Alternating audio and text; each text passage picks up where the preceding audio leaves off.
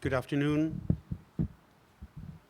I'm going to read out the Security Council statement on attacks against US diplomatic personnel.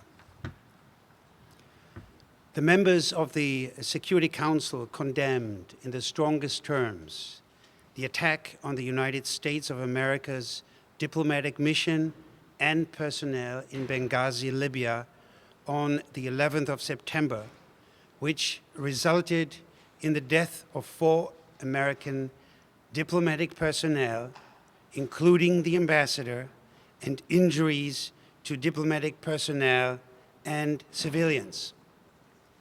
They expressed their deep sympathy and sincere condolences to the victims of this heinous act and to their families. The members of the Security Council also condemned in the strongest terms the attack on the United States Embassy in Cairo, Egypt on 11th of September.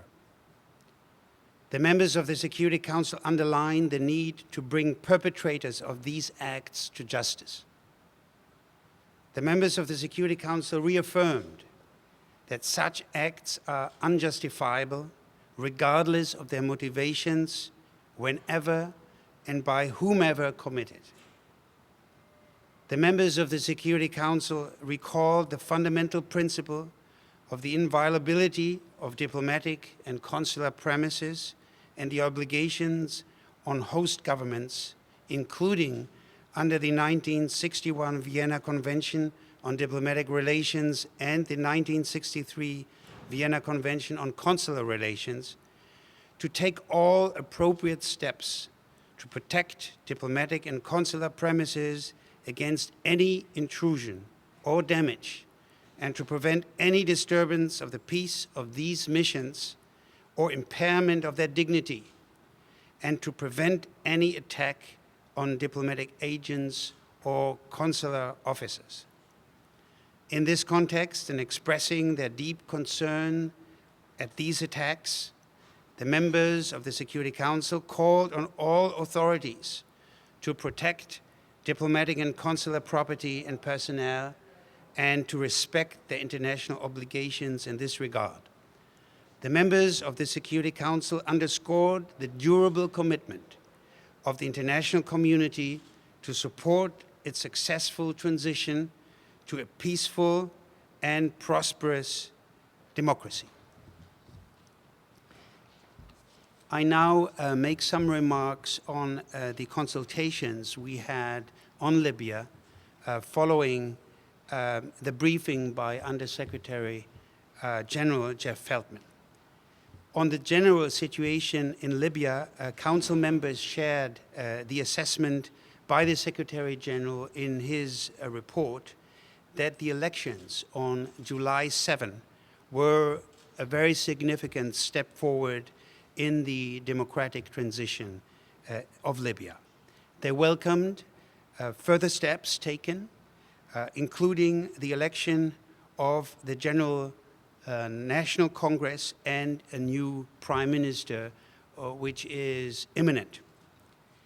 Council members stressed the importance of the constitutional development process, regional grievances, and to guarantee and protect human rights. The Council members largely agreed that serious political and security challenges remained, as dramatically demonstrated by yesterday's horrible events in Benghazi. The Council also underlined the need for comprehensive security sector reform, including improved border security to address the serious issue of arms proliferation.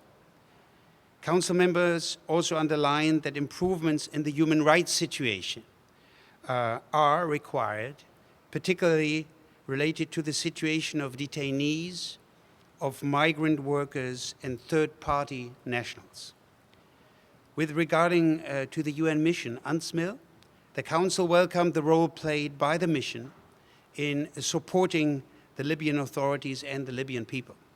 Council members noted the assessment by the Secretary General that the current mandate provided the mission with the scope required to support the needs of the future government. As you know, the mandate of UNSMIL will need to be renewed in March 2013.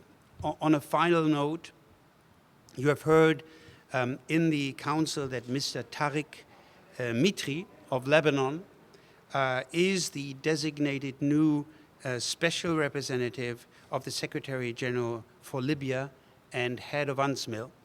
He's expected to succeed SRSG Ian Martin upon completion of Mr. Martin's assignment on October 14th. Council members welcomed the Secretary General's intention to nominate Mr. Mitri.